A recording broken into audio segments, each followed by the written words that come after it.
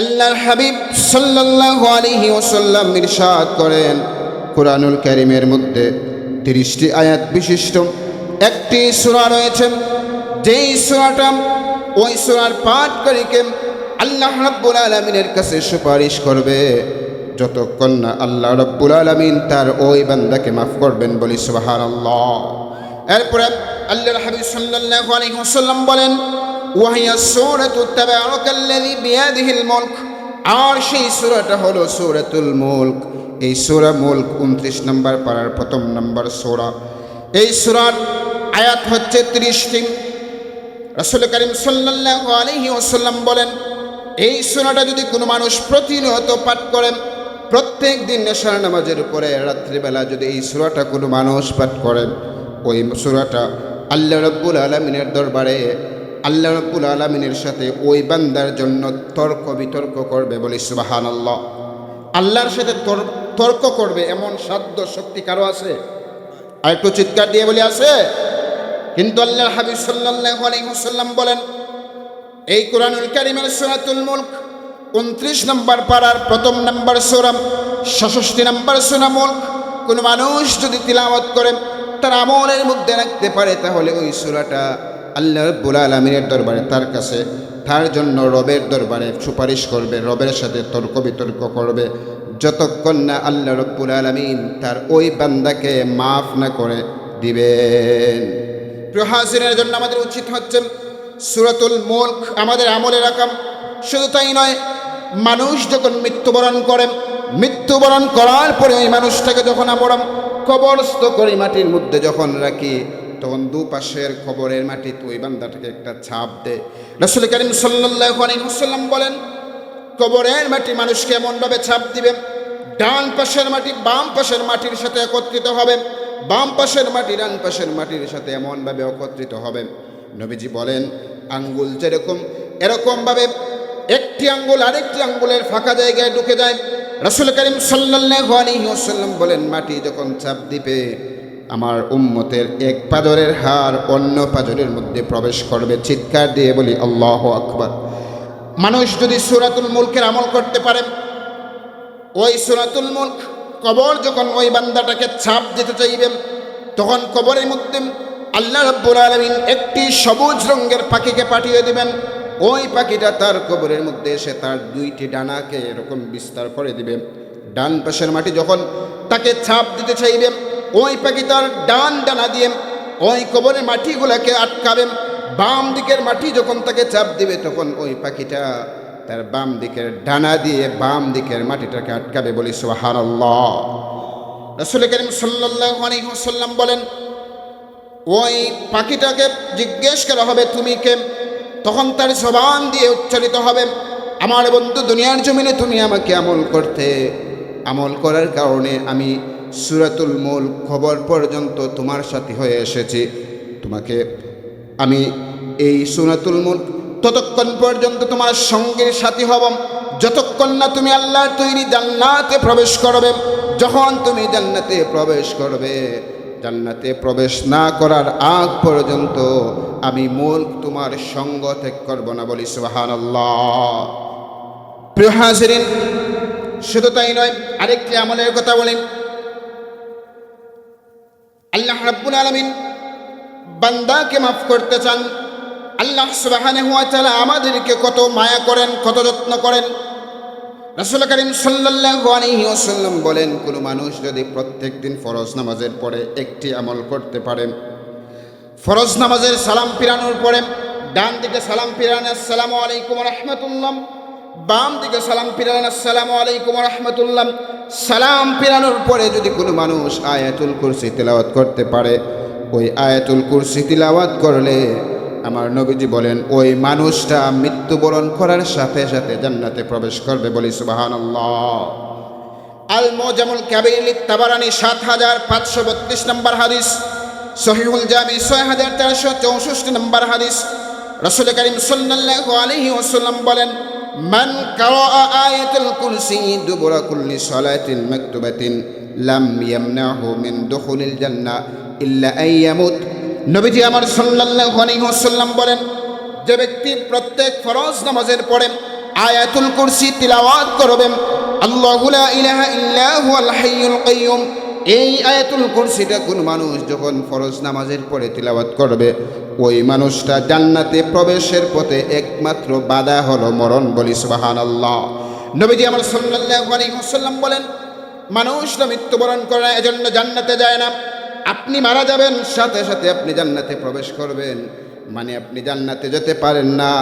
রাস্তার মধ্যে একটি বাধা, সেই বাধা হলো মরণ। আপনি মরবেন আর জান্নাতে যাবেন। বলি সুবহানাল্লাহ।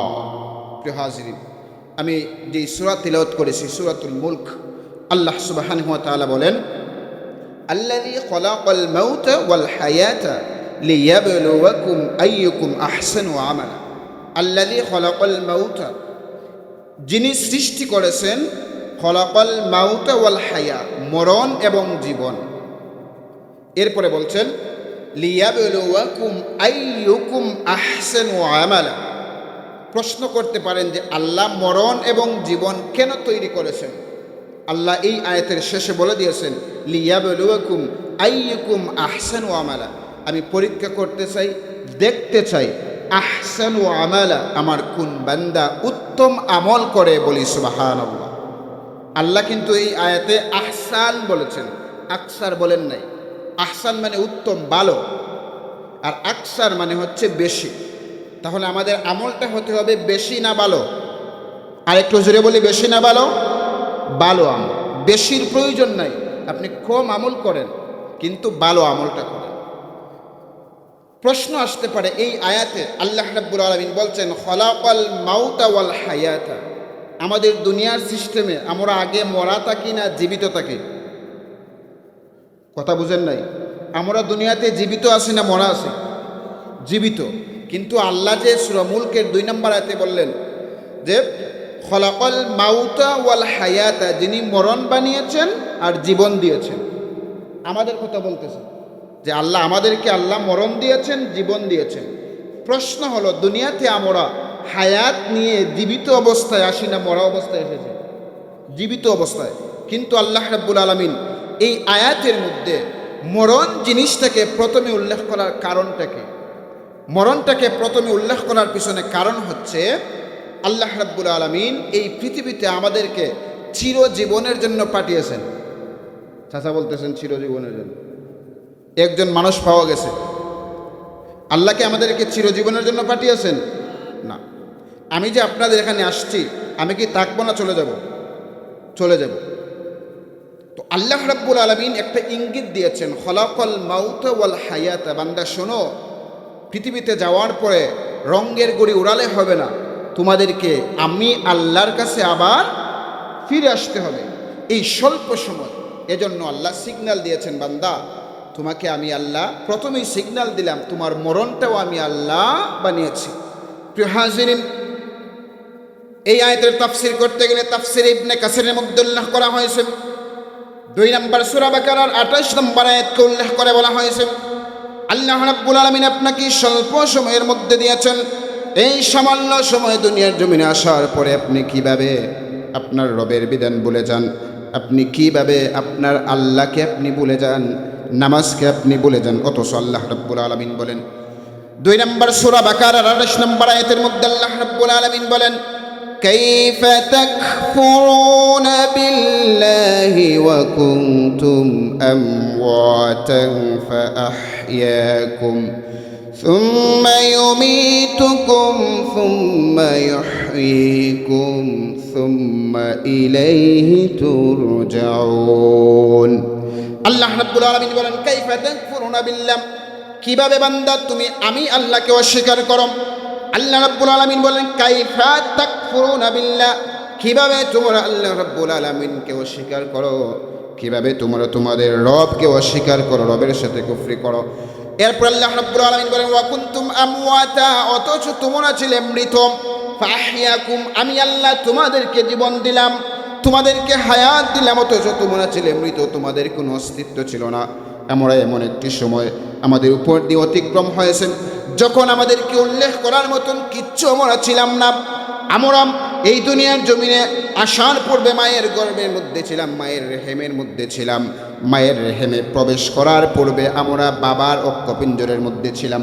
এজন্য আল্লাহ রাব্বুল আলামিন সূরা আদ-দাহর ৭৬ নম্বর সূরা আদ-দাহরের প্রথম নম্বর আয়াতের মধ্যে বলেন, হাল আতা আলাল ইনসানি হিনুম মিনাদ দাহরি লাম ইয়াকুন শাইআম মাযকুরা।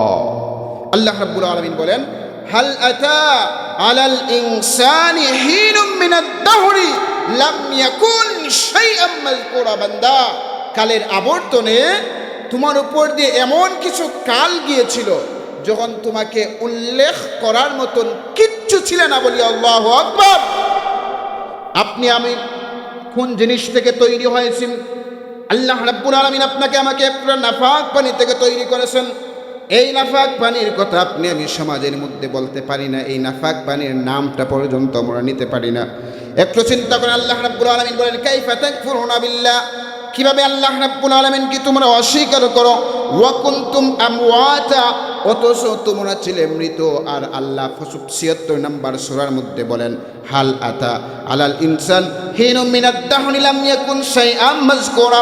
কালের মহাকালের আবর্তনে তোমাদের উপর এমন একটি সময় অতিবাহিত হয়েছে যখন তোমাদেরকে উল্লেখ করার মতন কিচ্ছু ছিল না। এরপর আল্লাহ রাব্বুল আলামিন বলেন, ফাহইয়াকুম, আমি আল্লাহ তোমাদেরকে জীবন দিলাম। বাবার অক্ষপিণ্ডর থেকে মায়ের জলায়ুতে সর্বনির্গত এক ফোঁটা নাফাক পানি থেকে আল্লাহ রাব্বুল আলামিন আমাদেরকে বানিয়েছেন। মায়ের রেহেমে যাওয়ার পরে আল্লাহ রাব্বুল আলামিন ওই নাফাক পানিটুকুনকে ৪০ দিন পরে ওই নাফাক পানিটাকে রক্তে রূপান্তরিত করেছেন। ৪০ দিন যাওয়ার পরে ওই নাফাক রক্তটুকুনকে একটি গোস্তের টুকরায় রূপান্তরিত করেছেন। আরও ৪০ দিন যাওয়ার পরে ওই গোস্তের টুকরাটাকে হাড্ডিতে রূপান্তরিত করেছেন। আরও ৪০ দিন যাওয়ার পরে আল্লাহ রাব্বুল আলামিন ওই হাড্ডিটাকে আবার গোস্ত দিয়ে প্রলেপ দিয়েছেন। এরপরে আল্লাহ রাব্বুল আলামিন আপনার আমার সুন্দর অবয়ব, এই সুন্দর চেহারা, সুন্দর আকৃতি, সুন্দর নাক, সুন্দর চোখ, হাত পা আল্লাহ রাব্বুল আলামিন দিয়েছেন। এজন্য আল্লাহ রাব্বুল আলামিন বলেন, ফাহইয়াকুম, আমি আল্লাহ তোমাদেরকে হায়াত দিলাম, জীবিত করলাম, জীবন দান করলাম। এই আয়াতের পরের অংশে আল্লাহ রাব্বুল আলামিন বলেন, বান্দা শোনো, দুনিয়ার জমিনে যাওয়ার পরে তুমি আমি আল্লাহ রাব্বুল আলামিনকে ভুলে যাবে না। কারণ সুম্মা ইউমীতুকুম সুম্মা ইউহয়ীকুম, কারণ হচ্ছে আবার তোমাদেরকে সুম্মা ইউমীতুকুম, আবার তোমাদেরকে মরণ দেব। সুম্মা ইউহয়ীকুম, মরণ দেওয়ার পরে কবরের মধ্যে তোমাদেরকে চলে দেওয়া হবে, দাফন করা হবে কবরের মধ্যে। আমি আল্লাহ রাব্বুল আলামিন সুম্মা ইউহয়ীকুম, আবার তোমাদের রূহ, তোমাদের আত্মা যদি নেক আমল হয়, ভালো আত্মা হয়, যদি নেককার বান্দার আত্মা হয়, তাহলে তোমার আত্মাটাকে ইল্লিয়িনের মধ্যে নিক্ষেপ করা হবে। আর যদি তুমি বদকার মানুষ হও, তোমার রূহটাকে, তোমার আত্মাটাকে সিজ্জিনের মধ্যে নিক্ষেপ করা হবে। তারপরে আবার আপনার আমার রূহটা কবরের মধ্যে ফিরিয়ে দেওয়া হয়। আল্লাহ রাব্বুল আলামিন বলেন, সুম্মা ইউহয়ীকুম, আবার তোমাদেরকে জীবিত করা হবে। পরের আয়াতে, এই আয়াতের শেষের অংশে আল্লাহ রাব্বুল আলামিন বলেন, সুম্মা ইলাইহি তুরজাউন, বান্দা শোনো, আমি রবের দিকেই তোমাদেরকে ফিরে আসতে হবে।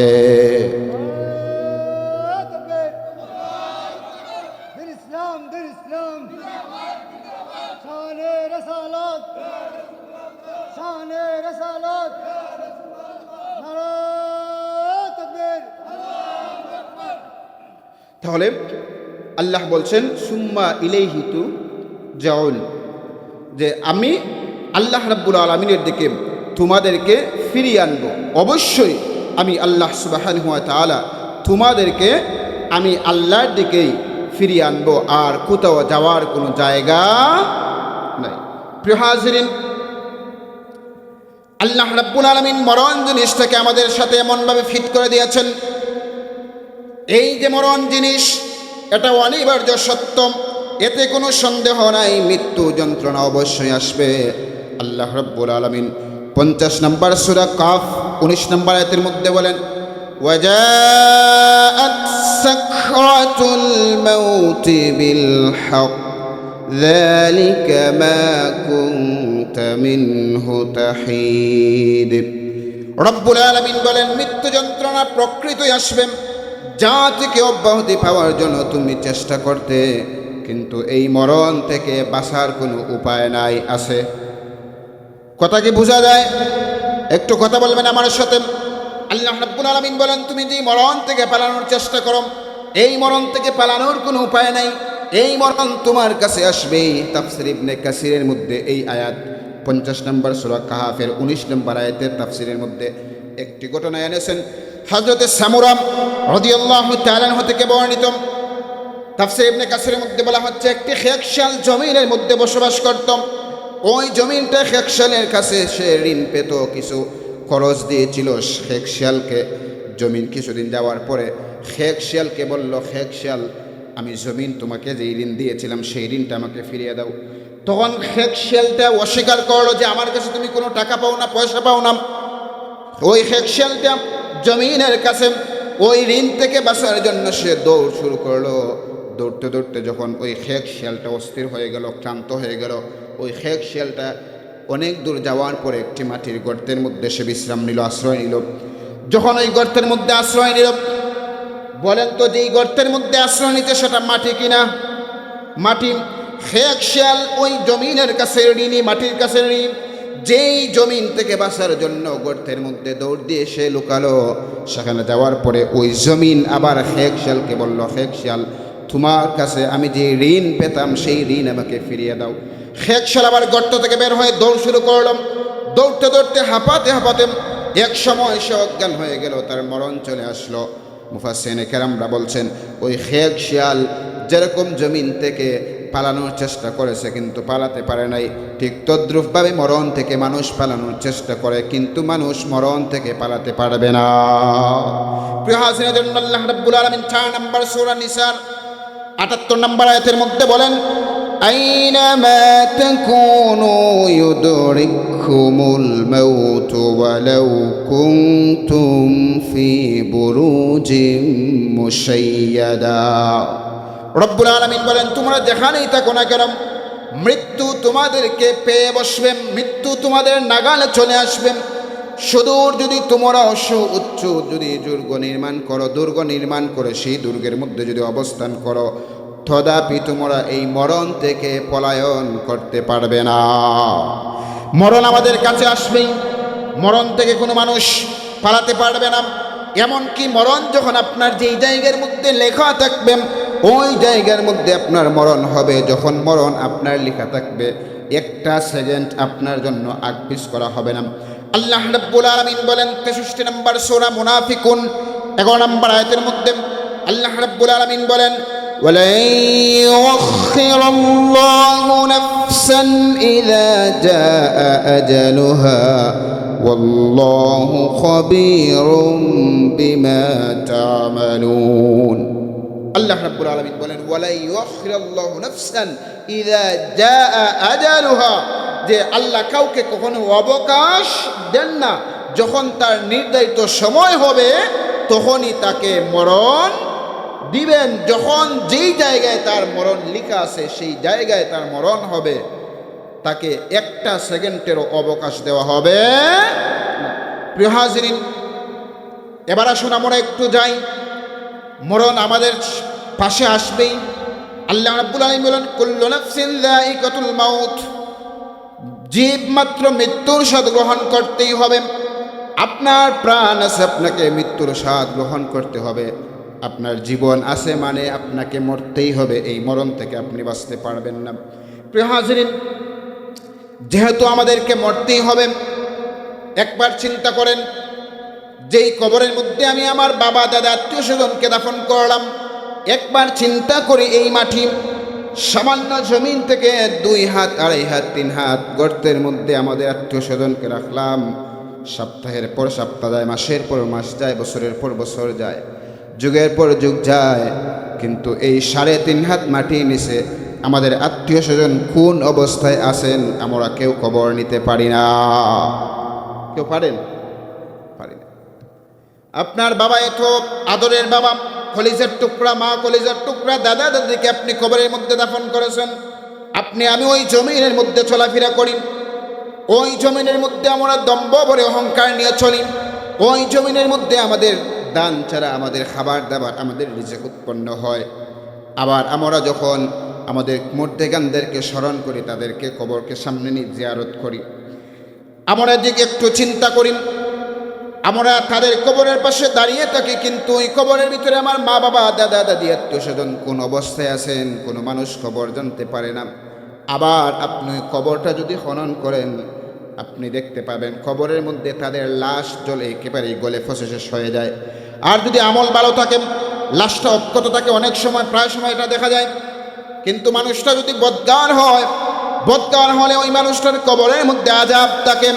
আল্লাহ রাব্বুল আলামিন জাহান্নামের মধ্যে তার কবরের একটি রাস্তা তৈরি করে দেন, তার কবরের মধ্যে দাউ দাউ করে আগুন জ্বলে।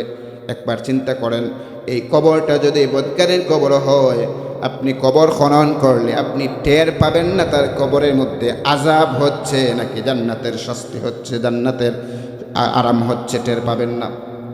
কিন্তু আল্লাহ রাব্বুল আলামিন এমন একটা সিস্টেম তৈরি করেছেন, সিস্টেম দিয়েছেন, মানুষ মরবে, ওই মানুষটাকে দাফন করা হবে, কিন্তু মানুষের চোখের আড়ালে, মানুষের সাধ্যের বাইরে এই কবরের জগৎটা বড়ই আশ্চর্য একটি জগৎ। আল্লাহর হাবিব সাল্লাল্লাহু আলাইহি ওয়াসাল্লাম একবার সাহাবায়ে কেরামদেরকে নিয়ে জনৈক আনসারী সাহাবীর জানাজার নামাজ পড়ার জন্য রওনা দিয়েছেন। এই হাদিসটা বর্ণনা করেছেন বারা ইবনে আযিব রাদিয়াল্লাহু তাআলা আনহু। তিনি বলেন, একবার আমরা একজন আনসারী সাহাবীর জানাজার নামাজ পড়ার জন্য রওনা হলাম। আল্লাহর হাবিব সাল্লাল্লাহু আলাইহি ওয়াসাল্লাম আমাদেরকে নিয়ে রওনা হলেন। আল্লাহর হাবিব সাল্লাল্লাহু আলাইহি ওয়াসাল্লাম আমাদেরকে নিয়ে রওনা হলেন। ওই আনসারী সাহাবী যিনি মৃত্যুবরণ করেছেন, তার জানাজা এখনো হয় নাই, কবর এখনো খনন করা হয় নাই। আমরা হাঁটতে হাঁটতে ওই গুরুস্থানের পাশ দিয়ে আমরা যখন অতিক্রম করলাম, আল্লাহর হাবিব আমাদেরকে নিয়ে ওই গুরুস্থানের মধ্যে বসে পড়লেন। বলি সুবহানাল্লাহ। নবীজি সাহাবায়ে কেরামদেরকে নিয়ে বসে পড়লেন ওই কবরস্থানের মধ্যে। কবরস্থানে বসার পরে আল্লাহর হাবিব সাল্লাল্লাহু আলাইহি ওয়াসাল্লাম আমাদেরকে নিয়ে এমন নীরব নিস্তব্ধ বসে আছেন, বর্ণনাকারী সাহাবী বলেন মনে হচ্ছে যেন আমাদের মাথার উপর পাখি এসে বসেছে। বলি সুবহানাল্লাহ। পাখি মাথার উপরে বসেছে। এবার একটু বলেন তো, পাখি কোন জায়গায় বসে? যেই জায়গায় নিরাই থাকে, মানুষের ভয় থাকে না। সাহাবায়ে কেরামরা বলছেন যে আমরা এমন নিরাই বসে আছি, নিস্তব্ধ বসে আছি, মনে হচ্ছে যেন আমাদের মাথার মধ্যে পাখি বসতে পারবে। বলি সুবহানাল্লাহ। কেমন নিরাই নিস্তব্ধ।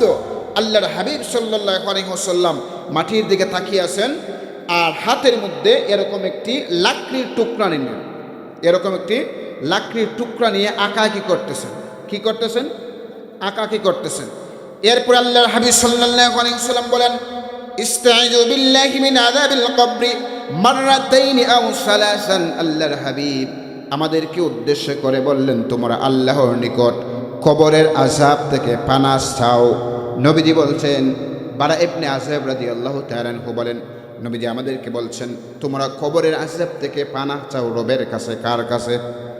আর একটু জোরে বলি, কার কাছে? রবের কাছে। মাররাতাইনি আও সালাসান। বর্ণনাকারী বলেন নবীজি দুইবার অথবা তিনবার এই কথাটা বললেন। এরপরে আল্লাহর হাবিব সাল্লাল্লাহু আলাইহি ওয়াসাল্লাম বর্ণনা করা শুরু করলেন। আমার সাহাবায়ে কেরামরা, বদকার মানুষ আর নেককার মানুষের রূহটা কেমন কবজ হবে।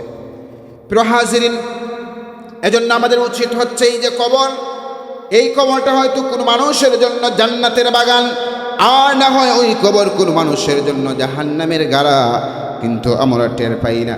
এজন্য আল্লাহর হাবিব সাল্লাল্লাহু আলাইহি ওয়াসাল্লামের সাহাবী সাইয়েদনা হযরত উসমান রাদিয়াল্লাহু তাআলা আনহু যখন এই কবর দেখতেন তখন কান্না করতেন, এত বেশি কান্না করতেন। সাহাবায়ে কেরামরা জিজ্ঞেস করলেন, ভাই উসমান, আপনি কবরের আযাবের আলোচনা করলে এত বেশি কান্না করেন না, কাঁদেন না, কিন্তু যখন আপনি কবর দেখেন, এই কবর দেখার পরে আপনি কেন এত বেশি কান্না করেন?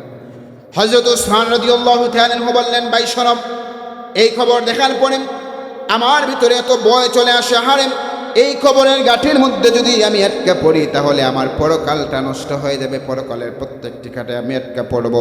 আর এই কবরটা যদি আমার জন্য জান্নাতের বাগান হয়, কবরটা যদি আমি পাড়ি দিতে পারি তাহলে পরকাল আমি অনায়াসেই পাড়ি দিতে পারবো। বলি সুবহানাল্লাহ। আজকে আমরা কবরস্থান দেখি, কবরস্থানের পাশ দিয়ে যাই, একবারও চিন্তা করি না আমাকেও এক সময় কবরের মধ্যে থাকতে হবে। দেখেন তো, আপনি আমি যেই বাড়ির মধ্যে বসবাস করি, আমাদের দাদা, আমাদের পরদাদা, আমাদের বড় বাপের বড় বাপও যিনি দুনিয়ার জমিনে ছিলেন, এক সময় বলেন তো তিনি জমিনের মধ্যে ছিলেন কিনা?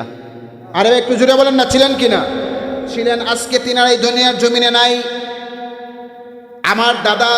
আমার দাদার দাদা যিনি, তিনার নামটা আমি জানি না, আপনিও পারবেন না। আমাদের পূর্বপুরুষরা আমাদেরকে দুনিয়ার জমিনে রেখে তিনারা গত হয়ে গিয়েছেন, তিনাদের নামটা পর্যন্ত আমরা জানি না, আমাদের স্মরণে নাই। আপনি আমিও এক সময় এই দুনিয়ার জমিন থেকে বিদায় নিব। কালের আবর্তনে আমাদেরও বংশবিন্যাস এই দুনিয়ার জমিনে আসবে, যারা আমাদের পূর্বপুরুষের মতো আমাদের নামটাও তাদের স্মরণে থাকবে না। থাকবে? থাকবে না। প্রিয় হাজিরিন, এজন্য যখনই কবর দেখবেন অথবা কবর জিয়ারত করবেন, কবর জিয়ারত করার সময় সালাম দেওয়ার পরে তিলাওয়াত শুরু করবেন না। সালাম দিয়ে কয়েক সেকেন্ড অথবা 1-2 মিনিট কবরের দিকে তাকিয়ে দেখবেন, চোখটা বন্ধ করে দিবেন। আহারে, এই কবরের মধ্যে আমার বাবা শুয়ে আছেন, আমার মা শুয়ে আছেন, এই কবরের মধ্যে আমার দাদা দাদি শুয়ে আছেন। এই তো আমাদের পাশেই আল্লামা সাহেব কেবলা রহমতুল্লাহ আলাইহির অন্যতম খলিফা হোসেনপুরের পীর সাহেব রহমতুল্লাহ আলাইহি এখানে শায়িত আছেন, তিনার সাহেব দাদাগণ এখানে শায়িত আছেন। একবার চিন্তা করি, তিনারা এক সময় দুনিয়ার জমিনে ছিলেন, আজকে দুনিয়ার জমিনে নাই, অন্ধকার কবরে আছেন। আমরা এক সময় কবরের মধ্যে চলে যাব। আমরা যদি একটু চিন্তা করতে পারি, ফিকির করতে পারি, দেখবেন আপনার জীবনটা একেবারেই সুন্দর হয়ে যাবে। একজন জনৈক মহিলা আম্মা জান আয়েশা সিদ্দিকা রাদিয়াল্লাহু তাআলা আনহার কাছে আসলেন। আসার পরে বললেন, আম্মা জান আয়েশা, আমার মনটা কঠিন হয়ে গিয়েছে, দিলটা কঠিন হয়ে গিয়েছে, কিভাবে আমার মনটা নরম করবো গো আম্মা জান? আম্মা জান আয়েশা সিদ্দিকা রাদিয়াল্লাহু তাআলা আনহা বললেন, তুমি বেশি বেশি করে মরণের কথা স্মরণ করবে। বেশি বেশি যদি মরণের কথা স্মরণ করো তাহলে তোমার অন্তরটা নরম হবে, তুমি তাকওয়া অবলম্বন করতে পারবে। কিছুদিন যাওয়ার পরে ওই মহিলা আসলেন। আসার পরে বললেন, আম্মা জান, আমি মরণের কথা স্মরণ করেছি, কবরের কথা স্মরণ করেছি, স্মরণ করার কারণে আমার অন্তরের কাঠিন্য ভাব শেষ হয়ে গিয়েছে, দূর হয়ে গিয়েছে। বলি সুবহানাল্লাহ। প্রিয় হাজিরিন, এই কথার মধ্যে ছিলাম, আল্লাহর হাবিব সাল্লাল্লাহু আলাইহি ওয়াসাল্লাম বললেন, তোমরা আল্লাহ রাব্বুল আলামিনের কাছে কবর থেকে পানাহ চাও 2 বার বা 3 বার, কথাটা বলেছিলেন। এরপরে বললেন, ইন্নাল আবদাল মুমিনা ইযা কানা ফিন কিতাই মিনাদ দুনিয়া ওয়া ইকবালিন মিনাল আখিরাহ, নিশ্চয় মুমিন বান্দা যখন দুনিয়ার প্রস্থান এবং আখিরাতে পা রাখার সন্ধিক্ষণে উপস্থিত হয়, দুনিয়ার জমিনে যারা আল্লাহওয়ালা মানুষ, যারা রবের গুণকীর্তন করেছেন, নেককার মানুষ, যারা আল্লাহর ওলি বনে গিয়েছেন, নবীজি বলেন, যখন একজন মানুষ, নামাজি মানুষ, পরহেজগার মানুষের মরণের সময় চলে আসে, তখন ওই মানুষটাকে আল্লাহ রাব্বুল আলামিনের কাছে নেওয়ার জন্য, তাহার রূহটা কবজ করার জন্য তার নিকটে নাযালা ইলাইহি মালাইকাতাল মিনাস সামাই বাইদুল উজুহি কান্না উজুহাকুমুশ শামস, তার নিকটে আসমান থেকে সাদা চেহারা বিশিষ্ট ফেরেশতাদ্বয় তার কাছে সুন্দর উজ্জ্বল চেহারা বিশিষ্ট ফেরেশতারা আগমন করেন। বলি সুবহানাল্লাহ। আপনি যদি নেককার হতে পারেন, নামাজি হতে পারেন, পরহেজগার হতে পারেন, বাবারা আমার, বন্ধুরা আমার, আপনি যদি ভালো মানুষ হতে পারেন, ইমানদার হতে পারেন, তাকওয়াবান হতে পারেন, তাহলে আপনার কাছে আসমান থেকে উজ্জ্বল চেহারা বিশিষ্ট ফেরেশতা অবতীর্ণ হবেন। আমার নবীজি বলেন, ওই ফেরেশতারা যখন আসমান থেকে অবতীর্ণ হবেন, জান্নাত থেকে সুঘ্রাণ নিয়ে আসবেন, জান্নাতে এক টুকরা কাপড়ের কাপড় নিয়ে আসবেন। বলি না সুবহানাল্লাহ।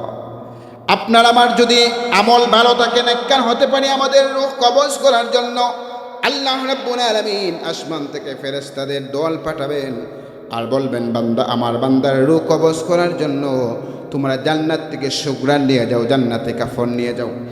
রাসূল করিম সাল্লাল্লাহু আলাইহি ওয়াসাল্লাম বলেন, এরপরে মালাকুল মউত এসে তার মাথার নিকটে বসেন এবং সালাম দেন। বলি আল্লাহু আকবার। ওই মালাকুল মউত নেককার মানুষের মাথার পাশে বসেন এবং তাকে সালাম দেন। আল্লাহ তাআলা এই বিষয়টা কুরআনুল কারীমের মধ্যে উল্লেখ করেছেন। 16 নম্বর সূরা আন-নাহল এর 32 নম্বর আয়াতের মধ্যে আল্লাহ রাব্বুল আলামিন বলেন, আল্লাযীনা তাতাওয়াফাহুমুল মালাইকাতু তাইয়্যিবিনা ইয়াকুলুনা সালামুন আলাইকুম উদখুলুল জান্নাতা বিমা কুনতুম তা'মালুন। আল্লাহ রাব্বুল আলামিন বলেন আল্লাযীনা তাতাওয়াফাহুমুল মালাইকাতু তাইয়্যিবিনা, ফেরেশতারা যখন তার রূহটা কবজ করেন পবিত্র অবস্থায়, অর্থাৎ ওই মানুষটা যদি নেককার হয়, ভালো আমলওয়ালা হয়, নামাজি মানুষ হয়, পরহেজগার মানুষ হয়, তাহলে ফেরেশতারা তাদের মৃত্যু ঘটায় পবিত্র অবস্থায় এবং বলে ইয়াকুলুনা সালামুন আলাইকুম, আর তারা বলে তোমার উপরে শান্তি বর্ষিত হোক। আল্লাহু আকবার। ফেরেশতারা ওই মৃত্যু পথযাত্রী মানুষটাকে বলবে ইয়াকুলুনা সালামুন আলাইকুম, তোমার উপরে শান্তি বর্ষিত হোক, উদখুলুল জান্নাতা বিমা কুনতুম তা'মালুন, আর তুমি জান্নাতের মধ্যে প্রবেশ করার সুসংবাদ গ্রহণ করো তুমি যেই আমল করতে সেই আমলের বিনিময়ে। বলি সুবহানাল্লাহ। এই আমলের ফলস্বরূপ জান্নাতে প্রবেশ করার জন্য তৈরি হও। আল্লাহ রাব্বুল আলামিন 41 নম্বর সূরা হামিম সাজদা 30 নম্বর আয়াতের মধ্যে বলেন ইন্নাল্লাযীনা ক্বালু রাব্বুনাল্লাহু সুম্মা ইসতাকামু تتنزل عليهم الملائكة ألا تخافوا ولا تحزنوا وأبشروا بالجنة التي كنتم توعدون. الله رب العالمين বলেন ইন্নাল্লাযীনা ক্বালু রাব্বুনাল্লাহ, নিশ্চয় যারা বলে রব্বুনাল্লাহ, আমাদের রব হচ্ছেন আল্লাহ। আমাদের রবকে আরেকটু জোরে বলি, আমাদের রবকে আল্লাহ। আল্লাহ বলেন নিশ্চয় যারা বলে আমাদের রব হচ্ছেন আল্লাহ, ইন্নাল্লাযীনা ক্বালু রাব্বুনাল্লাহ, নিশ্চয় যারা বলে আমার রব হচ্ছেন আল্লাহ, আমাদের পালনকর্তা হচ্ছেন আল্লাহ, সুম্মাস্তাকামু, এবং এই কথার উপর তারা ইস্তেকামাত থাকে, অটুট থাকে। তানাজ্জালু আলাইহিমুল মালাইকা, তখন তার নিকটে ফেরেশতারা অবতীর্ণ হন। যখন সে মরবেন, ওই মরণের সময় ফেরেশতারা তার কাছে অবতীর্ণ হবেন এবং তারা বলবে আল্লা তাখাফু, তোমার কোনো ভয় নাই, ওয়ালা তাহজানু, তোমার কোনো চিন্তা নাই, ওয়া আবশিরু বিল জান্নাহ, তুমি জান্নাতের সুসংবাদ গ্রহণ করো। বলি সুবহানাল্লাহ। আল্লাহ রাব্বুল আলামিন আমাদেরকে জান্নাতের সুসংবাদ দিবেন। এরপরে বলেন ওয়াবশিরু বিল জান্নাতিল্লাতী কুনতুম তুআদুন, যার ওয়াদা আল্লাহ রাব্বুল আলামিন তোমাদেরকে দিয়েছিলেন সেই জান্নাতের সুসংবাদ গ্রহণ করো। প্রিয় হাজিরের পরে ওই মালাকুল মউত, ওই মৃত্যু পথযাত্রী নেককার মানুষটার মাথার পাশে বসেন। বসার পরে ওই মৃত্যু পথযাত্রী ব্যক্তিটাকে ওই মালাকুল মউত খুব সুন্দর করে বলেন আইয়াতুহান নাফসুত তাইয়্যিবা উখরুজি ইলা মাগফিরাতিন মিনাল্লাহি ওয়া রিদওয়ান, হে পবিত্র আত্মা, হে পবিত্র রূহ, তুমি আল্লাহর মাগফিরাত এবং আল্লাহর সন্তুষ্টির দিকে বের হয়ে যাও। বলি সুবহানাল্লাহ। রাসূল করিম সাল্লাল্লাহু আলাইহি ওয়াসাল্লাম বলেন মালাকুল মউত যেই মুহূর্তে আপনার রূহটাকে বলবে হে পবিত্র রূহ, তুমি তোমার রবের দিকে বের হয়ে যাও, আমার নবী রাহমাতাল লিল আলামিন বলেন মানুষটার রূহ এমনভাবে তার শরীর থেকে বের হবে যেরকম একটি মটকা থেকে পানি অনায়াসেই পড়ে। আপনি একটি কলস থেকে জগের মধ্যে পানি ডাললে যেরকম অনায়াসে পানি জগের মধ্যে পড়ে, ঠিক তদ্রূপভাবে নেককার মানুষের রূহটা তার শরীর থেকে ঠিক তেমনই বের হয়ে যায়। বলি সুবহানাল্লাহ। প্রিয় হাজির, এরপরে এই পবিত্র রূহটা যখন বের হয়ে যায়, মালাকুল মউত একটা সেকেন্ডের জন্য ওই রূহটা তার হাতে রাখতে পারেন না। আল্লাহু আকবার। ফেরেশতারা ওই মালাকুল মউতের হাত থেকে ওই পবিত্র রূহটাকে তারা কাড়াকাড়ি শুরু করেন, কে ওই পবিত্র আত্মাটাকে বহন করবেন। মালাকুল মউত এক নজর রূহটাকে দেখার জন্য পাগল পাড়া থাকেন। সবাই একত্রিত হয় ওই পবিত্র আত্মাটাকে আকাশের দিকে তারা উত্তোলন করেন। এক এক করে 7টি আসমান তারা অতিক্রম করেন। প্রথম আসমানের দিকে যান। যাওয়ার পরে ফেরেশতারা প্রশ্ন করেন কাকে নিয়ে এসেছো? তখন মালাকুল মউতের ওই সঙ্গী সাথীরা বলেন দুনিয়ার জমিন থেকে অমুকের ছেলে অমুকের রূহটা আজকে আমরা কবজ করে নিয়ে আসলাম। ওই পবিত্র আত্মাটা যখন আকাশের দিকে নিয়ে যাওয়া হয় তখন চতুর্দিকে মিশকি আম্বরের গ্রাণ ছড়িয়ে পড়ে। ফেরেশতারা আশ্চর্য হন আর বলেন এমন সুন্দর গ্রাণ কোন জায়গা থেকে বের হয়েছে? মালাকুল মউত বলেন আমরা দুনিয়ার জমিন থেকে অমুকের ছেলে অমুকের রূহটা আজকে কবজ করেছি, এজন্য তার রূহ থেকে তার আত্মা থেকে এমন সুঘ্রাণ বের হচ্ছে। বলি সুবহানাল্লাহ। প্রিয় হাজির, এরকম করে যখন সপ্তম আসমান অতিক্রম করেন আল্লাহ রাব্বুল আলামিন গায়বে আওয়াজ দিয়ে আল্লাহ রাব্বুল আলামিন বলেন, আমার বান্দার আমলনামা ইল্লিনের মধ্যে লিপিবদ্ধ করো। বলি আল্লাহু আকবার। নেককার মানুষের আমলনামা আল্লাহ রাব্বুল আলামিন বলেন, আমার বান্দার আমলনামা ইল্লিনের মধ্যে লিপিবদ্ধ করো এবং তার রূহটা জমিনের মধ্যে ফিরিয়ে দাও। আল্লাহ বলেন তার রূহটা, তার আত্মাটা তার আমলনামা ইল্লিনের মধ্যে লিপিবদ্ধ করো এবং তার রূহটা জমিনে ফিরিয়ে দাও। প্রশ্ন হলো, মানুষ মারা যাওয়ার পরে কি জীবিত হয়? ভাই বলছে জীবিত হয়। দুনিয়াতে জমিনে কি কেউ জীবিত হয়? হয় না। যদি একজন মানুষের জান বের হয়, কবজ হয়ে যায়, মৃত্যুবরণ করে, 1 ঘন্টা পরে যদি সে উঠে বসে, পাশে কেউ থাকবে? মনে করেন এই মুহূর্তে আমি মারা গেলাম, আপনারা সবাই হই উল্লাহ করবেন, আমাকে উত্তর সিয়ানে করে শোয়াবেন, আমাকে এই কাপড় দিয়ে ডাকবেন। বলেন তো 5 মিনিট পরে যদি আমি উঠে বসি, কেউ কি আমার পাশে থাকবে? সবাই ভয় পাবে। তো আল্লাহ রাব্বুল আলামিন বলেন যে আমার বান্দার রূহটা ইল্লিনের মধ্যে তোমরা লিপিবদ্ধ করো আর তার রূহটা জমিনে ফিরিয়ে দাও। মানে হচ্ছে কবরে ওই লাশটাকে দাফন করা হবে, তখন তার রূহটা কবরে তার শরীরে ফিরিয়ে দেওয়া হয়। বলি সুবহানাল্লাহ। প্রিয় হাজিরিন, যখন বান্দার রূহটা আত্মাটা কবরের মধ্যে ফিরিয়ে দেওয়া হয়, তখন 2জন ফেরেশতা কবরের মধ্যে আসেন। আসার পরে ওই মানুষটাকে প্রশ্ন করেন, মার রাব্বুকুম ওয়া মা দীনুকা মা হাযার রাজুলুল্লাযী বুইসা ফীকুম। মার রাব্বুকা, তোমার রবকে, ওয়া মা দীনুকা, তোমার দিন কি। এরপরে মা হাযার রাজুলুল্লাযী বুইসা ফীকুম, ওই যে মানুষ, ওই যে যাকে দেখা যাচ্ছে তিনার পরিচয়টা কি। মার রাব্বুকা, তোমার রবকে। যদি মানুষটা নেককার হয়, জবাব দিবে রব্বি আল্লাহ, আমার রব হচ্ছেন আল্লাহ। আমাদের রবকে, আরেকটু জোরে বলি, আমাদের রবকে। এরপরে প্রশ্ন করা হবে ওয়ামা দীনুকা, তোমার দিন কি। ওই নেককার মানুষটা জবাব দেবে দীনিয়াল ইসলাম, আমার দিন হচ্ছে ইসলাম। আর যখন আমাদের নবীজিকে দেখে বলা হবে তিনি কে, তখন ওই মানুষটা জবাব দিবে হুয়া রাসূলুল্লাহি সাল্লাল্লাহু আলাইহি ওয়াসাল্লাম। এরপরে ফেরেশতারা ওই মানুষটাকে 3টি প্রশ্ন করার পরে গায়বীভাবে আল্লাহ রাব্বুল আলামিন আওয়াজ দিবেন, আন সাদাকা আবদি, আমার বান্দা সত্য বলেছে, সঠিক বলেছে। বলি সুবহানাল্লাহ। আপনি যখন কবরের প্রশ্নের জবাব দিতে পারবেন, আল্লাহ রাব্বুল আলামিন বলবেন আমার বান্দা সত্য বলেছে, আমার বান্দা সত্যি বলেছে, আমি হচ্ছে তার রব, তার দিন হচ্ছে ইসলাম, আর তার নবী হচ্ছেন মুহাম্মাদুর রাসূলুল্লাহ। এরপর আল্লাহ রাব্বুল আলামিন গায়বীভাবে আওয়াজ দিবেন, ফাফরিশুহু মিনাল জান্নাহ ওয়ালবিসুহু মিনাল জান্নাহ ওয়াফতাহু লাহু বাবান ইলাল জান্নাহ। আল্লাহ রাব্বুল আলামিন বলেন ফাফরিশুহু মিনাল জান্নাহ, অতঃপর তার জন্য জান্নাতের বিছানা বিছিয়ে দাও। বলি সুবহানাল্লাহ। ফাফরিশুহু বিল জান্নাহ, তার জন্য কবরের মধ্যে জান্নাতি বিছানা বিছিয়ে দাও। আপনি আমি দেখি কবরের মধ্যে মাটি, কিন্তু যদি আপনি নেককার হন, সাদা এক টুকরা কাফনের কাপড় আপনার শরীরের মধ্যে থাকে, কিন্তু আপনি যদি নেককার হন, আমার আল্লাহ বলেন আমার ওই বান্দাকে মানুষ দেখবে মাটির মধ্যে শোয়ানো, কিন্তু আমার ওই বান্দা শোয়া থাকবে আমি আল্লাহর তৈরি জান্নাতের বাগিচায়। বলি সুবহানাল্লাহ। এরপর আল্লাহ রাব্বুল আলামিন বলেন ওয়া আলবিসুহু মিনাল জান্নাহ, আমার বান্দাকে জান্নাতি পোশাক পরাও। আল্লাহু আকবার। ওয়াফতাহু লাহু বাবান ইলাল জান্নাহ, আমার বান্দার কবর এবং জান্নাতের মধ্যে একটি কানেকশন তৈরি করে দাও।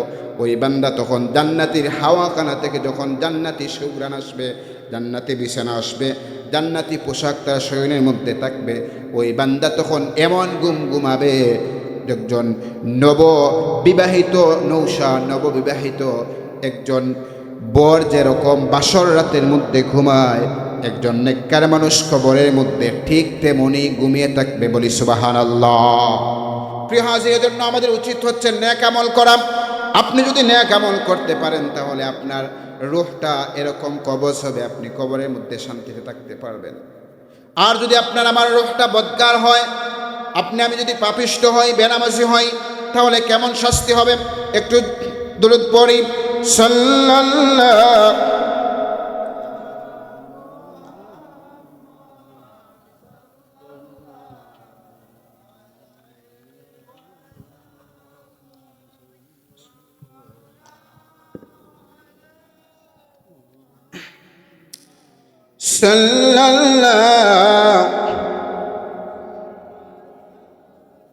طلع البدر من ثنية الوداع وجب الشكر علينا ماذا لله داعي صلى الله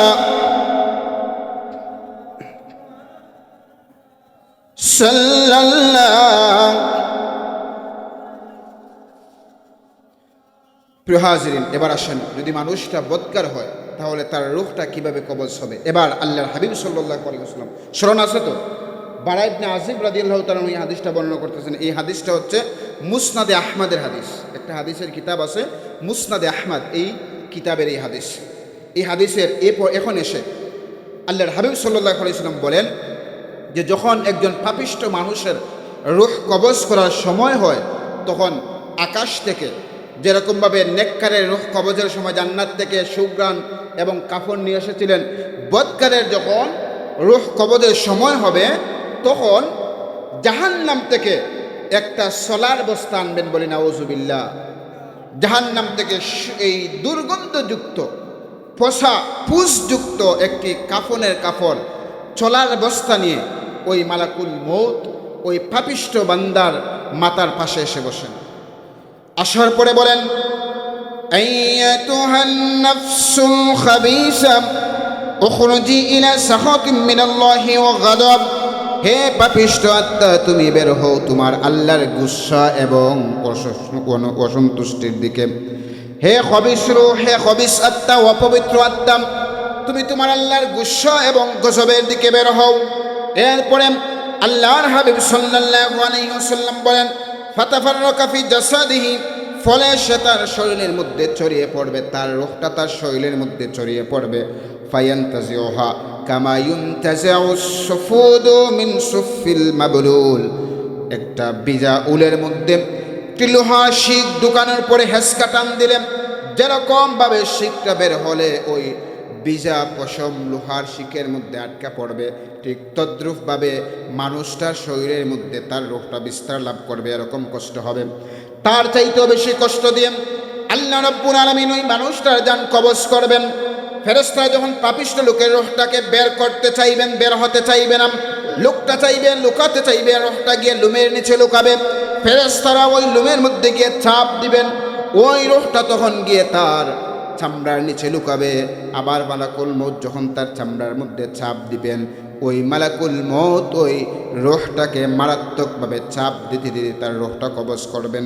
ওই মালাকুল মউত যখন তার রূহটা কবজ করবেন, পাপিষ্ঠ মানুষটা মনে করবেন তার শরীরের মধ্যে উহুদ পাহাড়টাকে তার উপর দিয়ে দেওয়া হয়েছে। উহুদ পাহাড় যদি একজন মানুষের উপর দেওয়া হয়, যতটুকু না কষ্ট হবে তার চাইতেও বেশি কষ্ট দিয়ে তার জানটা কবজ করবেন।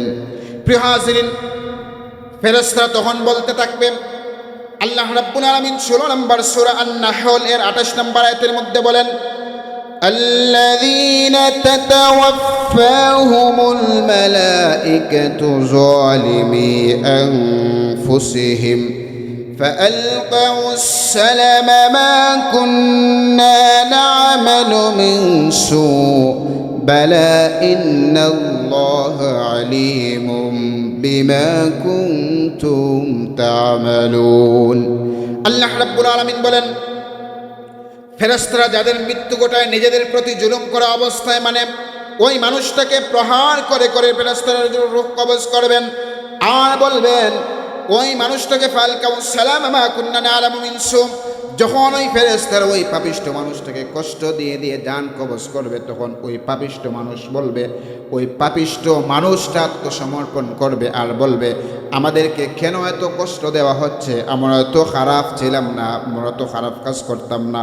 তখন ফেরেশতারা জবাব দিবে, বালা ইন্নাল্লাহা আলিমুম বিমা কুনতুম তা'মালুন। ফেরেশতারা তখন বলবে, তুমি কত নাম্বার ফেরেশতা ছিলে, ভালো ছিলে, কত নাম্বারের ওলি ছিলে, সেটা আল্লাহ ভালো জানেন। আল্লাহ জানেন কিনা? আর একটু জোরে বলি, আমরা কেমন আল্লাহ ভালো জানেন কিনা? প্রিয় হাজিরিন, মৃত্যু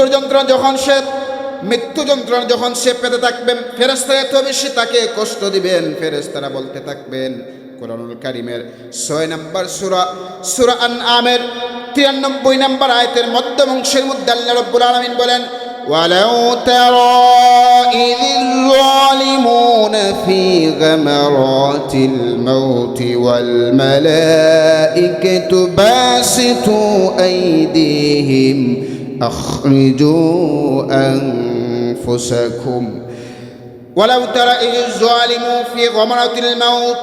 হ্যাঁ, যদি তুমি ওই জালিমদেরকে দেখতে পেতে, মানে পাপিষ্ঠ মানুষটার রূহটা যখন কবজ হয়, ওই অবস্থা যদি তুমি দেখতে পেতে, যখন তারা মৃত্যু যন্ত্রণায় চটপট করতে থাকবে, আর ফেরেশতারা হাত বাড়িয়ে বলবে, ফেরেশতারা বাসিতু আইদিহিম ওয়াল মালাইকাতু বাসিতু আইদিহিম, ফেরেশতারা হাত বাড়িয়ে বলবেন আখরিজু আনফুসাকুম, তোমরা তোমাদের নিজের জান তোমরা নিজে বের করে দাও। বলি নাউযুবিল্লাহ।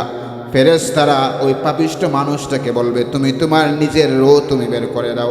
ফেরেশতারা তাকে এত বেশি আঘাত করতে থাকবে, এত বেশি কষ্ট দিতে থাকবে। আল্লাহ রাব্বুল আলামিন 8 নম্বর সূরা আনফালের 50 নম্বর আয়াতের মধ্যে আল্লাহ রাব্বুল আলামিন বলেন ওয়ালাউ তারা ইল ইয়াতাওয়াফাল্লাযীনা কাফারুল মালাইকাতু ইয়াদরিবুনা উজুহাহুম ওয়া আদবারহুম ওয়া যুকু আযাবাল হারিক। প্রিয় হাজিরিন, তুমি যদি দেখতেন যখন ফেরেশতারা কাফিরদের প্রাণবায়ু নির্গত করে, কাফিরদের প্রাণ নাশ করে, তখন ওই ফেরেশতারা তার মুখের মধ্যে তার পিঠের মধ্যে আঘাত করে, প্রহার করে, আর বলতে থাকে যে তোমরা ওয়াজুকু আযাবাল হারিক, আর জাহান্নামে প্রবেশ করার জন্য, জাহান্নামের শাস্তি ভোগ করার জন্য তুমি রেডি হও। বলি নাউযুবিল্লাহ। তখন ফেরেশতারা ওই পাপিষ্ঠ মানুষটাকে আঘাত করতে করতে তার জানটা কবজ করবেন। কবজ করার পরে মালাকুল মউত 1 সেকেন্ডের জন্য তার রূহটা, ওই পাপিষ্ঠ মানুষের রূহ তার কাছে রাখবেন। সব ফেরেশতারা ওই রূহটাকে দূর দূর করে তাড়িয়ে দিবেন। যখন আকাশের দিকে নিয়ে যাওয়া হবে, তখন এই পাপিষ্ঠ আত্মার রূহ দুর্গন্ধে সবাই বলবে এই নাফরমানটাকে। তখন ওই নাফরমানের নাম এবং তার বাবার নাম সহ বলবে অমুক গ্রামের অমুকের ছেলে অমুকের রূহ কবজ করা হয়েছে। প্রিয় হাজিরিন, তখন ফেরেশতারা তাকে লানত দিতে থাকবে। আল্লাহ রাব্বুল আলামিন তখন গায়বীভাবে আওয়াজ দিবেন উকতুবু কিতাবাহু ফি সিজ্জিন, তার আমল নামা সিজ্জিন, সপ্তম জমিনের নিচে সিজ্জিনের মধ্যে তোমরা লিপিবদ্ধ করো। বলি নাউযুবিল্লাহ। প্রিয় হাজিরিন, এরপরে আল্লাহ রাব্বুল আলামিন তার রূহটা তার দেহের মধ্যে ফিরিয়ে দিবেন। মানে মানুষটাকে যখন দাফন করা হবে, কবরে নিয়ে যাওয়া হবে, যখন দাফন করা হবে, দাফন করার পরে আল্লাহ রাব্বুল আলামিন তার রূহটা তার দেহের মধ্যে দিবেন। প্রশ্ন করা হবে মা রব্বুকা ওয়া মা দীনুকা, শুধু সে জবাব দিবে লা আদরি, লা আদরি, আমি কিচ্ছু জানি না, আমি কিচ্ছু জানি না। প্রিয় হাজির, এরপরে আল্লাহ রাব্বুল আলামিন বলবেন জাহান্নামের রাস্তা তার কবরের সাথে তৈরি করে দাও, জাহান্নামের পোশাক পরিধান করাও, এরপরে জাহান্নামের বিছানা বিছিয়ে দাও। শুরু হয়ে যাবে তার কবরের আযাব। প্রিয় হাজরিন, এজন্য আল্লাহর হাবিব সাল্লাল্লাহু আলাইহি ওয়াসাল্লাম বলেন লাশের সাথে কবর পর্যন্ত 3টি জিনিস যায়। কয়টি জিনিস? 3টি জিনিস। সহিহ বুখারী 6514 নম্বর হাদিস, আল্লাহর হাবিব সাল্লাল্লাহু আলাইহি ওয়াসাল্লাম বলেন ইয়াতবাউল মাইয়িতা সালাসাতান, 3টি জিনিস মৃত্যু ব্যক্তিকে অনুসরণ করে কবর পর্যন্ত যায়।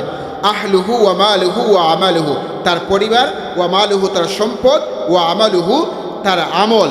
নবীজি বলেন যে দাফনের পর 2টি জিনিস ফিরে আসে, ওয়া আহলুহু তার পরিবার ফিরে আসে, ওয়া মালুহু তার সম্পদ ফিরে আসে, ওয়া আমালুহু তার আমল, ভালো আমল হোক বদ আমল হোক, তার সাথে কবরের মধ্যে থেকে যায়। প্রিয় হাজির, এজন্য আমাদের উচিত হচ্ছে আমরা যেন নেক আমল করতে পারি। এজন্য প্রথমেই যে কথাগুলো বললাম, সূরা মুলকের আমল করবেন, আয়াতুল কুরসির আমল করবেন। আয়াতুল কুরসির আমল এত ফজিলত, আপনি মারা যাবেন সাথে সাথে জান্নাতে প্রবেশ করবেন। প্রত্যেক ফরজ নামাজের পরে 33 বার সুবহানাল্লাহ, 33 বার আলহামদুলিল্লাহ, 33 বার আল্লাহু আকবার, 99 বার হওয়ার পরে পড়বেন লা ইলাহা ইল্লাল্লাহু ওয়াহদাহু লা শারিকা লাহু লাহুল মুলকু ওয়া লাহুল হামদু ওয়া হুয়া আলা কুল্লি শাইইন কাদির। নবীজি বলেন সমুদ্রের ফেনা পরিমাণ যদি গুনাহ হয় আল্লাহ তাকে মাফ করে দেন। বলি সুবহানাল্লাহ।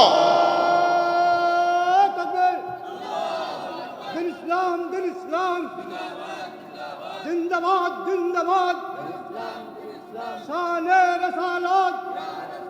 হুসেনপুর পীরবাড়ি ইসলামী সালে সব মাহফিল নারায় তাকবীর। প্রিয় হাজির, আরেকটি ছোট্ট তাসবিহ 10 বার পড়বেন সুবহানাল্লাহ, 10 বার আলহামদুলিল্লাহ, 10 বার আল্লাহু আকবার। কতবার হয়? 30 বার। 10 বার সুবহানাল্লাহ, 10 বার আলহামদুলিল্লাহ, 10 বার আল্লাহু আকবার। নবীজি বলেন কেউ যদি এই আমল করে তাহলে তার সম পরিমাণ নেকি আর কেউ কিয়ামতের মাঠে নিয়ে উপস্থিত হতে পারবে, তবে সেই ব্যক্তি ব্যতীত যারা এই আমল করবে। আল্লাহ যেন আমাদেরকে এই আমলগুলো করার তৌফিক দান করেন। যতটুকু আলোচনা করলাম, আল্লাহ যেন সর্বপ্রথম আমি গুনাহগারকে এর উপর আমলের তৌফিক দান করেন। আমাদের সবাইকে যেন আল্লাহ সেই তৌফিক দেন। আমরা সবাই পড়ি আল্লাহুম্মা আমিন। ওয়া আখির দাওয়ানা আলহামদুলিল্লাহি রাব্বিল আলামিন।